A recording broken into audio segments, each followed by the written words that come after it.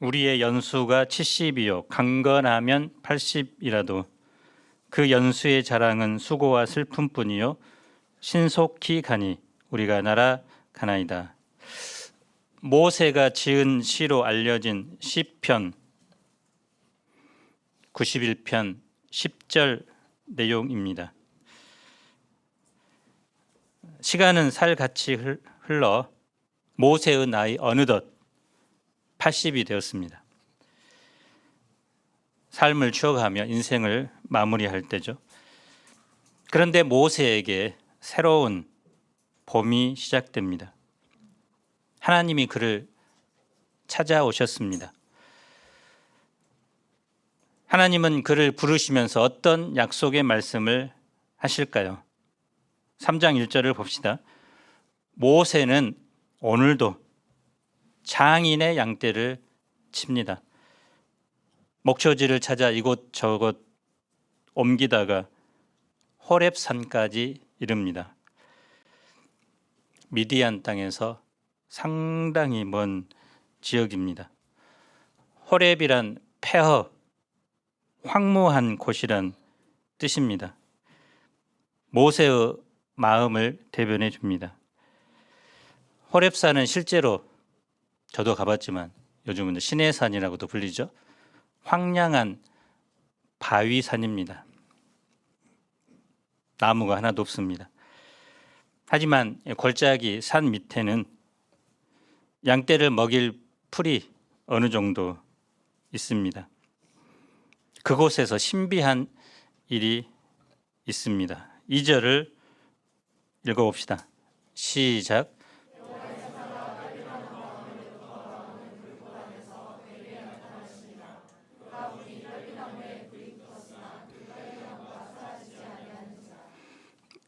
떨기나무는 시내 광야에서 흔하게 자라는 아카시아 종류의 관목입니다.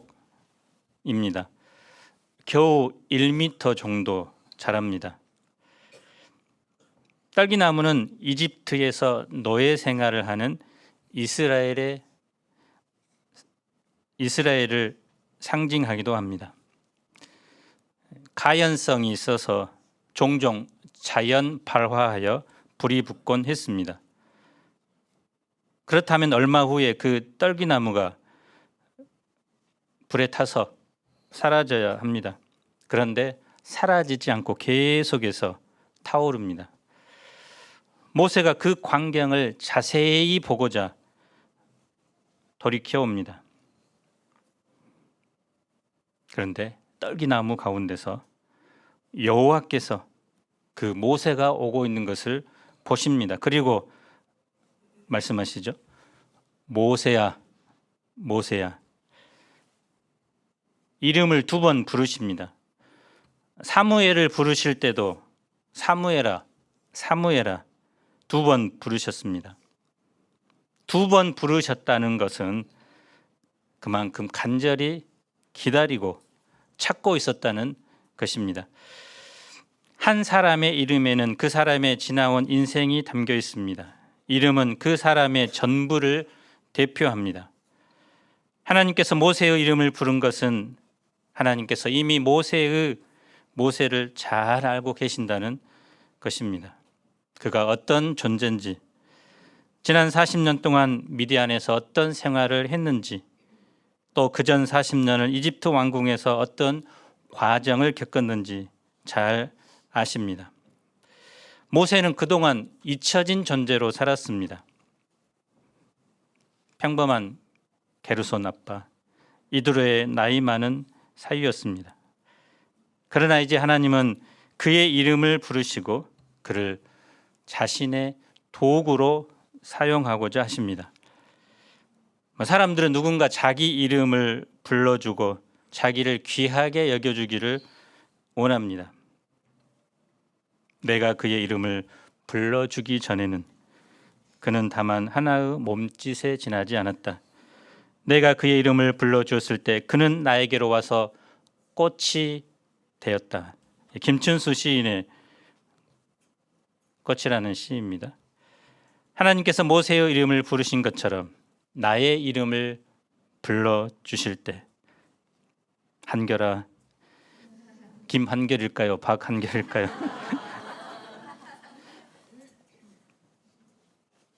하나님 앞에서 나의 존재 의미를 발견할 때 삶의 의미를 느끼고 진정한 행복을 누리게 됩니다. 하나님이 나의 이름을 불러주시면 나는 하나님의 꽃이 됩니다. 5절을 읽어봅시다. 시작.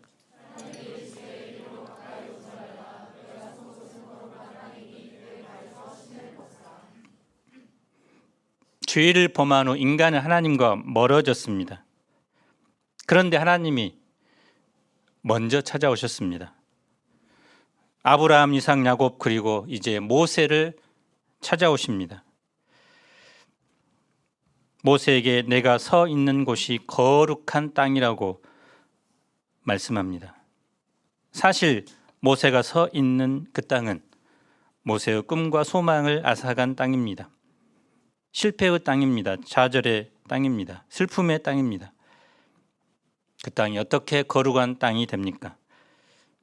거룩하신 하나님이 모세를 찾아와 만나 주셨기 때문입니다. 하나님이 계시는 곳은 그 어디나 거룩한 땅입니다. 하나님의 임재를 경험하는 것은 거룩한 땅입니다. 하나님께서 나와 함께하는 직장, 대학, 삶의 터전은 거룩한 땅입니다. 하나님께서 함께하는 사람은 거룩한 성도입니다. 하나님께 예배드리는 곳은 거룩한 성전이 됩니다. 하나님이 내 안에 거하실 때 내 몸은 성전이 됩니다. 하나님은 모세를 부르시고 내가 선 곳은 거룩한 땅이니 내 발에서 신을 벗으라고 합니다. 신에는 먼지, 오물이 묻어 있겠죠. 냄새가 나기도 합니다. 모세의 신은 양똥을 40년 동안 밟았기 때문에 다른 사람의 신보다 더 냄새가 났었을 것입니다. 모세가 거룩하신 하나님께 나아가려면 반드시 신을 벗어야 합니다. 무슨 신을 벗어야 합니까? 먼저는 과거의 신, 과거의 흔적의 신을 벗어야 합니다. 신을 벗는다는 것은 과거와의 단절입니다. 자기를 소개하는 이력서를 쓰는데 이력이란 말은 발로 걸어온 경로라는 뜻입니다. 신이 다닌 흔적입니다. 모세는 과거의 이력, 흔적과 단절해야 합니다. 하나님께 쓰임 받으려면 과거와의 단절이 있어야 합니다. 과거와의 단절은 한마디로 진실한 회개를 의미합니다. 둘째는 자기 권리의 신을 벗어야 합니다. 이스라엘 법정에서는 자기 권리를 포기할 때 신을 벗습니다. 그리고 당시 주인은 노예의 신을 벗겼습니다. 포로도 제일 먼저 허리띠와 신발끈을 풀도록 합니다. 이것은 모든 권리를 주인에게 넘기는 권리 포기를 의미합니다. 우리도 하나님을 믿어 거룩한 성도가 되었다면 주님께 모든 권리를 이양해야 합니다. 그리고 주님의 절대적인 주권, 예수 그리스도의 권위와 말씀에 순종하며 삶 전체가 주님의 통제를 받아야 합니다. 내 삶의 첫 자리에 주님을 왕으로, 주인으로 모셔야 합니다. 신을 벗는다는 것은 또한 내려놓는 것입니다. 내려놓음은 하나님을 의지하는 것입니다. 자기를 부인하고 전폭적으로 하나님을 믿고 신뢰하는 삶을 이제 살아가는 것입니다. 결국 하나님께서 모세에게 신을 벗으라고 하신 말씀은 이 출애굽의 역사는 내가 만든 길로 걸어가게 될 것이고 너는 종이기 때문에 그 일에 나의 통로로 사용될 것이다 라는 말입니다. 우리도 정말 하나님을 안다면 사도 바울은 서신서를 쓸 때마다 자신을 누구로 소개합니까? 하나님의 종, 그리스도의 종으로 소개합니다. 자신의 인생의 모든 주권을 주님께 맡기고 주님이 말씀하시면 그 길로 걸어가겠다는 표시입니다. 하나님은 이제 이스라엘 자손에 대한 자신의 구체적인 계획을 말씀합니다. 7절, 8절을 읽어보겠습니다. 시작.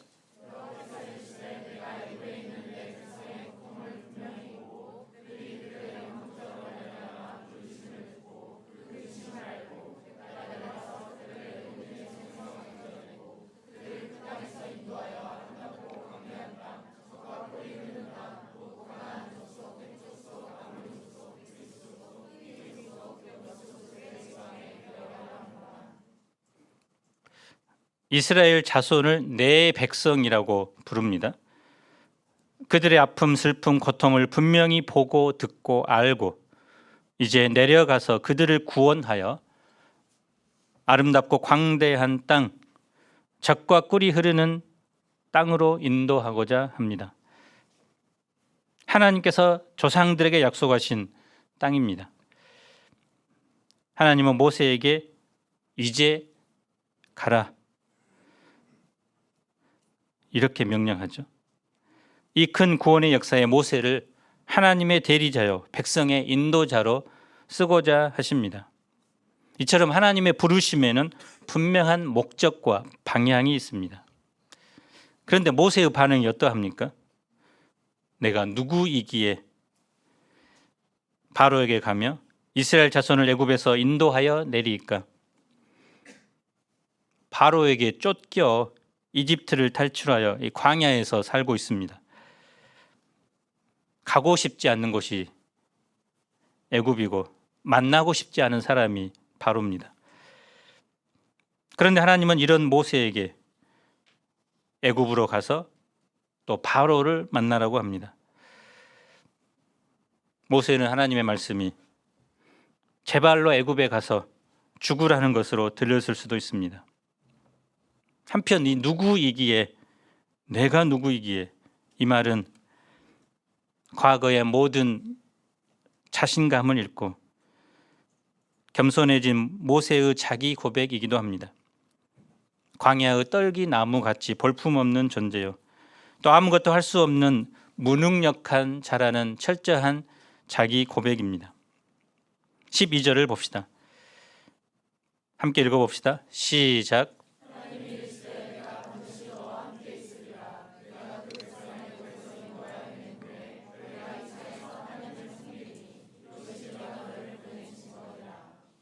모세는 하나님께 내가 누군지를 압니까? 이렇게 물었지만 하나님께서는 내가 너와 함께 하겠다라고 대답합니다. 모세가 누군지 그것이 중요한 것이 아니라 모세가 누구와 함께 하느냐, 이것이 중요하기 때문입니다. 모세는 한마디로 하나님이 함께하는 사람입니다. 하나님의 부르심에는 반드시 하나님께서 함께한다는 약속이 있습니다. 모세를 애굽에 보낼 때도 혼자 보내지 않습니다. 바로를 상대할 때도 혼자 상대하도록 내버려 두지 않습니다. 애굽에 갈 때도 동행하시고 바로를 만날 때도 함께 하시고 출애굽하는 모든 과정에서 하나님이 함께합니다. 하나님의 부르심에는 하나님이 늘 함께한다는 것이 성경의 면면이 흐르는 사상입니다. 신약의 이 사상의 대표적인 말씀이 마태복음 28장 19, 20절이죠. 예수님은 제자들에게 가서 모든 민족을 제자로 삼으라고 지상 명령을 한 후에 세상 끝날까지 너희와 항상 함께 있으리라고 약속하셨습니다. 사도행전의 역사는 한마디로 예수 그리스도의 영이신 성령께서 사도들과 함께한 기록입니다.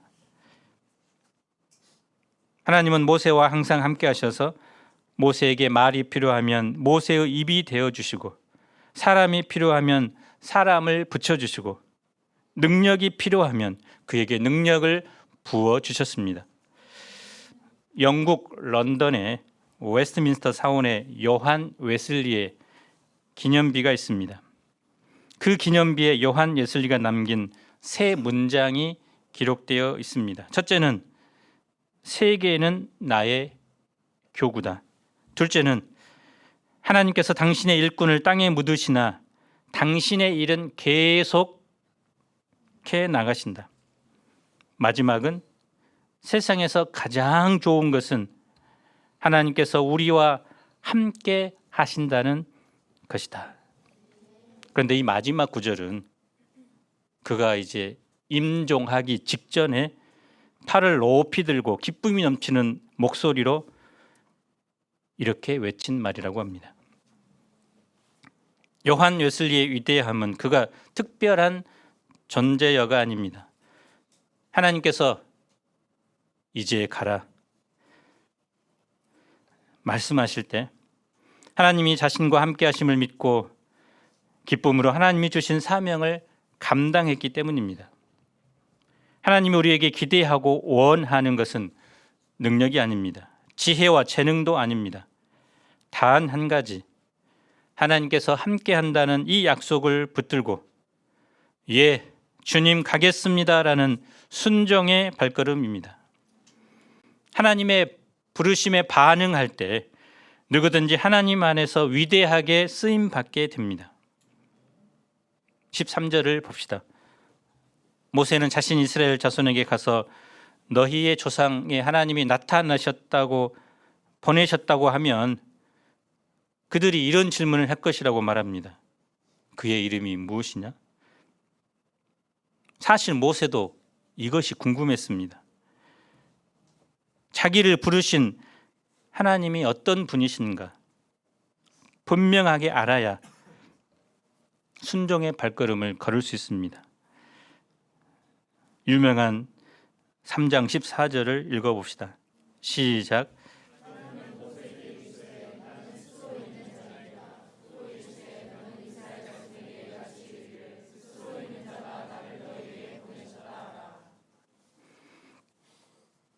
능력이 뛰어나고 쌓은 업적이 많으면 많을수록 자신이 누구인지를 여러 미사여구를 통해 다양하게 소개할 수 있습니다. 대통령 선거, 국회의원 선거 명함을 보면 밑에 내가 이런 사람이야 라고 엄청나게 자기의 프로필을 적습니다. 그런데 하나님은 모세의 질문에 자신이 누구인가를 단 한 문장으로 요약합니다. 나는 스스로 있는 자이니라. 이 스스로 있는 자라는 말에서 여호와라는 이름이 나왔습니다. 히브리어로 여호와는 자음 네 글자로 된 단어로서 모음이 무엇인가는 알 수 없습니다. 이스라엘 민족은 여호와의 이름을 감히 부를 수 없어서 여호와라고 발음하지 않고 대신 아도나이, 주님이라고 불렀습니다. 영어 성경은 여호와를 로드라고 번역합니다. 나는 스스로 있는 자, 이 말이 무슨 뜻인가? 영어에는 I am who I am 이라고 나와 있는데 이 한마디 말을 가지고 수많은 학자들이 연구를 거듭했습니다. 그리고 결론을 냅니다. 나는 나다. 너무 싱거운데 나는 나다. 이 말은 영원부터 영원까지 계시는 하나님, 스스로 계시는 하나님이 나라는 것입니다. 세상 모든 것들은 다른 것들로부터 만들어진 존재고 다른 것들과의 관계 속에 존재합니다. 하지만 하나님은 세상 만물을 창조하신 분으로서 영원부터 영원까지 스스로 계시는 자존자이십니다. 하나님은 모든 것을 존재하게 하는 제1원인입니다. 하나님은 전에도 계셨고 지금도 계시고 영원토록 계시는 분입니다. 말은 이렇게 하지만 사실 인간의 이성과 지혜로는 하나님의 존재를 이해할 수 없습니다. 이해했다고 한다면 그가 하나님보다 위대한 존재가 될 것입니다. 하나님은 인간의 이성으로 다 알 수도 없고 측량할 수도 없는 초월자요, 전능자요, 무한자이십니다. 우리는 하나님을 다 알 수 없기 때문에 그분이 바로 하나님이라는 것을 알게 됩니다. 그런데 이 하나님이 과거 이스라엘의 조상들과 언약을 체결하셨습니다. 15절을 읽어봅시다. 시작.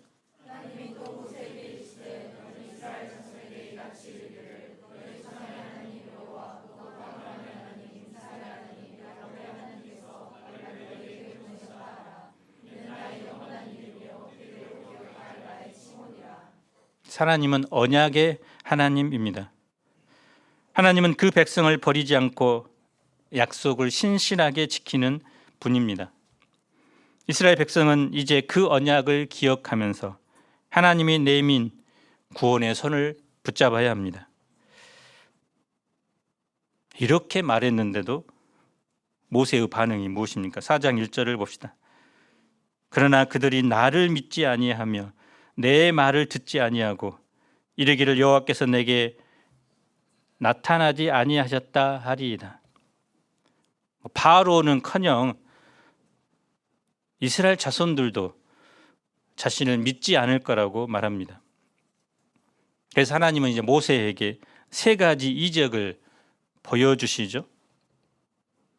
모세의 지팡이가 뱀이 되는 이적, 또 그의 손에 나병이 생겼다가 다시 회복되는 이적, 그리고 나일강의 물을 조금 퍼다가 땅에 쏟아부으면 물이 피가 되는 이적.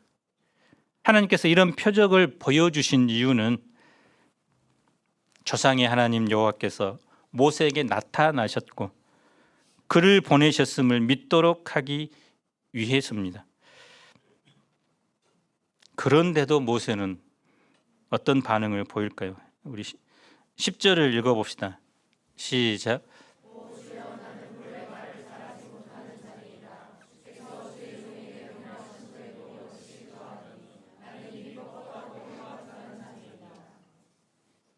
유대 전승에 의하면 실제로 모세는 수는 발음, 입술로 나는 발음을 잘하지 못해서 말이 무겁고 느렸다고 합니다. 물론 사도행전 7장 22절을 보면 모세는 애굽인의 지혜를 배워서 말과 하는 일에 능했다고 나와 있습니다. 그런데 모세가 왜 이렇게 된 것입니까? 광야 40년 생활의 결과입니다. 광야 훈련이 오히려 모세의 입을 뻣뻣하게 만들어 버렸네요. 하루 종일 말 못하는 짐승들과 살았습니다. 짐승들과 이야기하면서 또 자기 독백만 했습니다. 장인 집에서 별로 할 말도 없었습니다. 처제들과 또 시보라의 등살에 밀려 저녁이면 이제 바로 이제 이야기하지 않고 이제 침대로 들어가 잤습니다. 그는 자신의 실패한 듯이 보이는 인생을 묵상하면서 말보다는 생각을 많이 하는 묵상의 사람이 되었습니다. 모세가 바로와 이제 담판을 지어서 그 백성을 인도하려면 말을 잘해도 보통 잘해야 하는데 가장 중요한 그 언어 구사 능력에 흠이 있다는 것, 이것은 하나님의 부르심에 있어서 절대적인 부적격자라고 여긴 것입니다. 그런데 11절 12절을 읽어봅시다. 시작.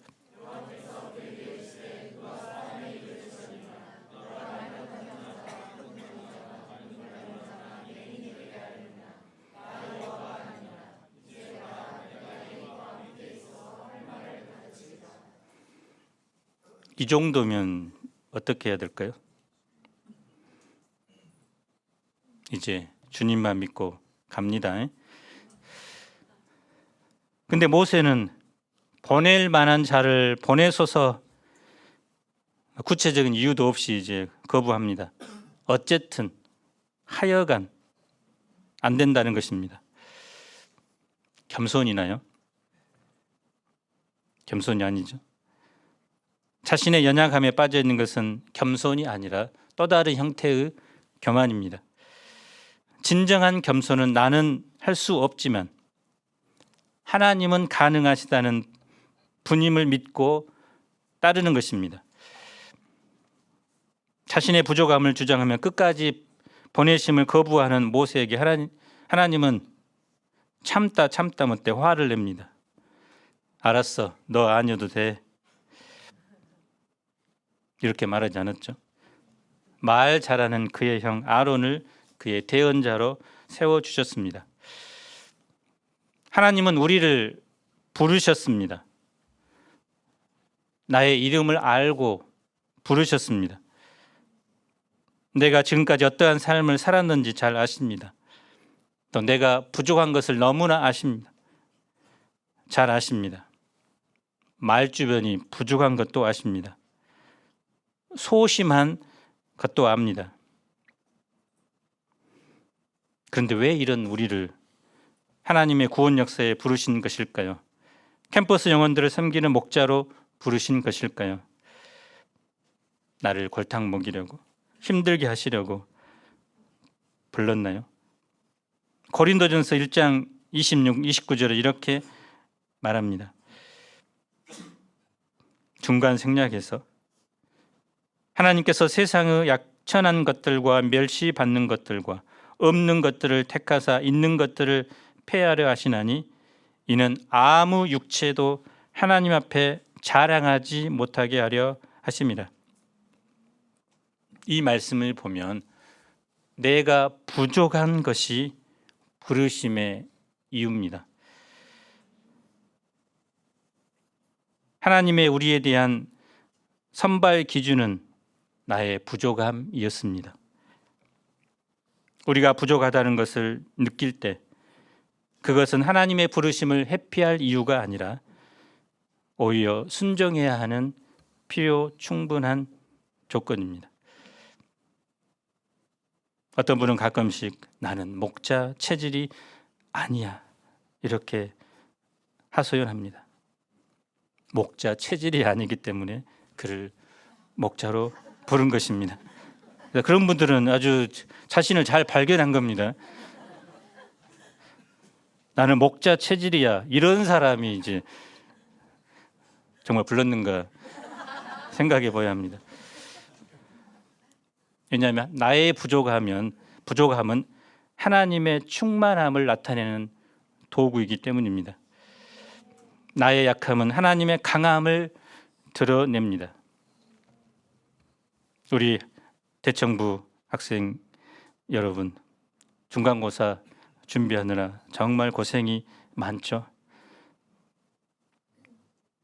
나의 돌머리를 탓하면서 외워도 돌아서면 잊어버리는, 왜 나는 이렇게 머리가 안 좋을까? 이런 분들도 몇 명 있겠죠. 그것을 감사하게 생각하시고 하나님을 의지하는 기회로 바꾸기 바랍니다. 드디어 모세가 순종합니다. 그리고 애굽으로 향합니다. 아내와 아들들 나귀에 태우고 하나님의 지팡이를 손에 잡습니다. 사실 지팡이 하나만 들고 애굽으로 떠나는 모세의 모습은 초라하게 보입니다. 수많은 미디안 정병들을 한 100만 명을 거느리고 가야 할 것 같은데 그에게 주어진 것은 지팡이입니다. 그런데 그 모세가 든 지팡이를 하나님의 지팡이라고 합니다.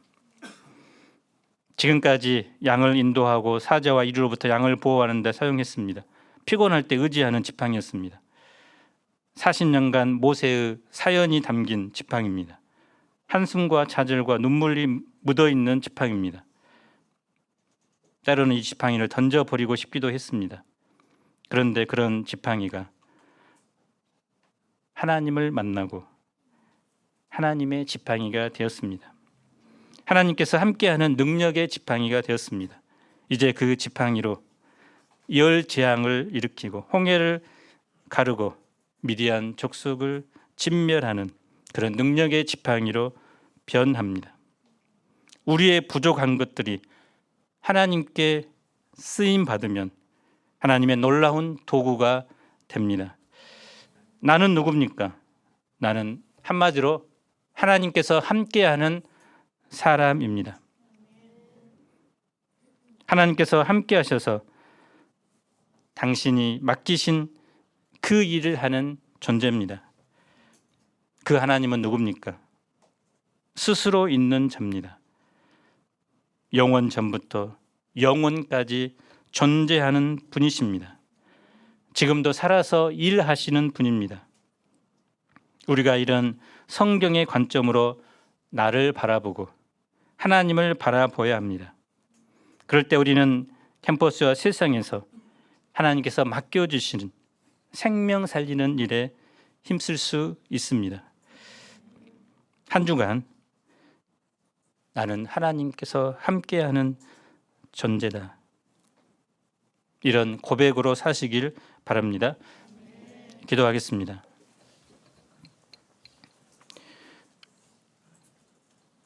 (40년간) 광야에서 양치기로 목자로 살아가던 모세, 이제 잊혀진 존재로 죽을 그를 하나님은 친히 찾아오셨습니다. 자기의 힘이, 자기의 능력이 다 빠질 때 하나님은 그를 찾아오셨습니다. 그리고 그를 통해서 너의 백성 이스라엘 백성들을 약속의 땅 가나안 땅으로 인도하고자 합니다. 하지만 자신의 형편을 아뢰며 부르심을 거부할지라도 하나님은 그를 포기하지 않고 그와 함께 하심으로 그를 통해서 놀라운 출애굽의 역사를 이루십니다. 하나님은 지금도 우리와 함께 하십니다. 나는 부족할지라도, 연약할지라도, 능력이 없을지라도, 은사가 없을지라도 그것이 바로 하나님께 쓰임 받을 수 있는 분명한 이유입니다.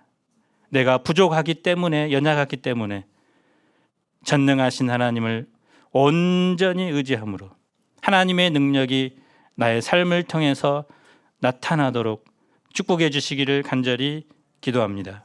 예수님 이름으로 기도합니다. 아멘.